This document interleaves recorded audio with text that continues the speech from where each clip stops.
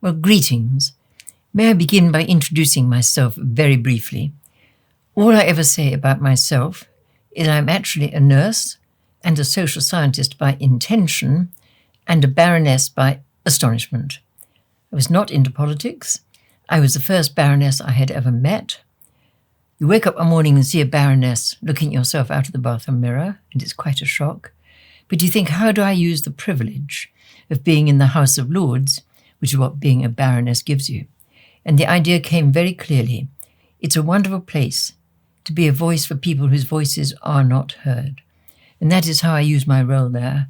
And what a privilege it is to be able to speak for people whose voices are not heard, such as the people of Artsakh, Nagorno-Karabakh, and the people of Armenia whose voices are not heard as they should be. So that is my privilege, and that is the reason behind the privilege of giving this talk. To the people of Armenia, the first Christian nation. In my many travels to your beloved homeland, I've been inspired and humbled to share personally in your joys and your sorrows. I have been blessed to have met a host of wonderful people, many the direct descendants of victims of the great genocide in Anatolia, of anti-Armenian pogroms in Sumgait and Baku, and of ethnic religious cleansing in Artsakh. I've been struck by the unanimity with which you share a simple common goal.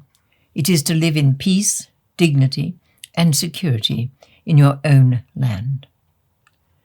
My dear friends, that longing continues to fill my heart. Some of you may remember my first visit to Armenia over 30 years ago. It was a time of great uncertainty, as the people of what was then the Armenian Soviet Socialist Republic fought with courage for democracy and independence, while the Armenians of the Nagorno-Karabakh Autonomous Oblast began their valiant campaign for the right to self-determination. The struggle for Artsakh became the catalyst for independence of the Republic of Armenia. To this day, it remains an important symbol of hope and unity among all Armenians across every part of the nation and the diaspora. We all remember the horrors of the First Karabakh War and the immense suffering inflicted by Azerbaijan upon your people. Tens of thousands lost their lives while defending their homeland, and I personally witnessed 400 Grad missiles fired by Azerbaijan daily, raining onto Stepanakert, an aerial bombardment of civilian homes with 500-kilogram bombs. I witnessed the results of massacres, atrocities, and forced displacement. And I remember with great sadness that when the people of Artsakh called for assistance, the world chose not to listen. In 2020, Azerbaijan, assisted by Turkey, resumed its attempted conquest of Artsakh with impunity. Schools and hospitals were bombed, religious sites destroyed, Armenian hostages tortured, killed, and their corpses violated. Dozens of Armenian military and civilian personnel remain in Azerbaijan custody, in contravention of the terms of a carefully written ceasefire agreement, while Azeri military forces have advanced into the sovereign territories of the Republic of Armenia itself. The blockade of the Lachin corridor has created a humanitarian catastrophe within Artsakh, whose indigenous Armenian Christian population face the increasing possibility of ethnic and religious cleansing from their historic lands. And yet, not one nation has responded to the pleas of the Armenian people, not the United Nations, nor the OSCE, nor United States and its NATO allies, nor Russia and the CSTO alliance. Not one nation has resisted Baku's territorial claims over Stepanakert. The question therefore arises, who among the international community would resist Baku's territorial claims over Yerevan, Lake Sevan, or Zangezur? Azerbaijan's political leadership has made no secret of their strategic objective to seize your historic homeland. If Artsakh falls, is there a risk that Armenia might follow?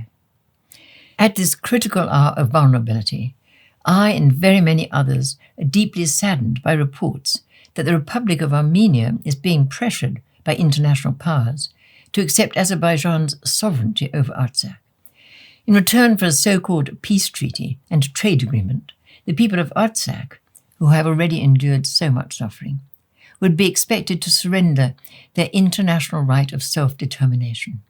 Over 120,000 indigenous Armenians will become citizens of an anti-Armenian authoritarian state, Azerbaijan, with an appalling track record of human rights violations.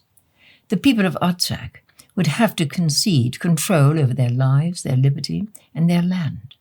If and when they are forced to leave, which nation would be willing to provide food, water, safe transport, and refuge? Who will protect the most vulnerable, people living with disabilities, the elderly, and families with young children?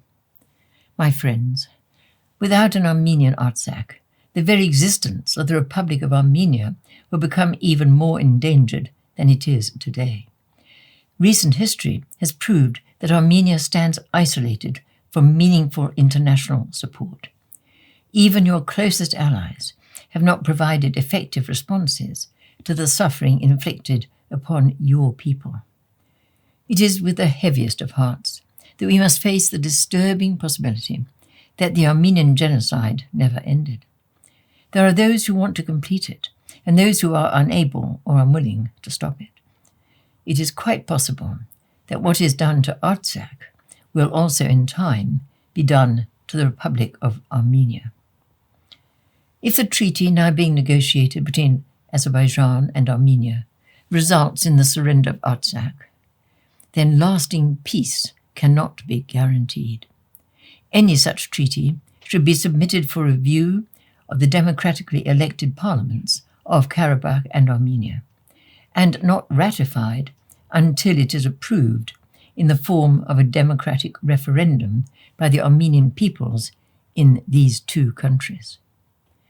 At this critical moment in your great nation's history, it is my hope and prayer that all Armenians across every part of the nation and diaspora will continue to uphold the struggle for Artsakh as a symbol of unity.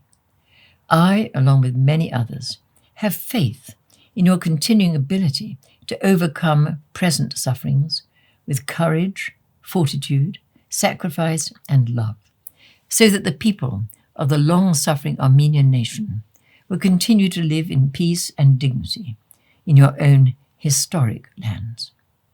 My dear friends, thank you for holding a front line of faith and freedom for the rest of the world, and for the high price you have paid for doing so.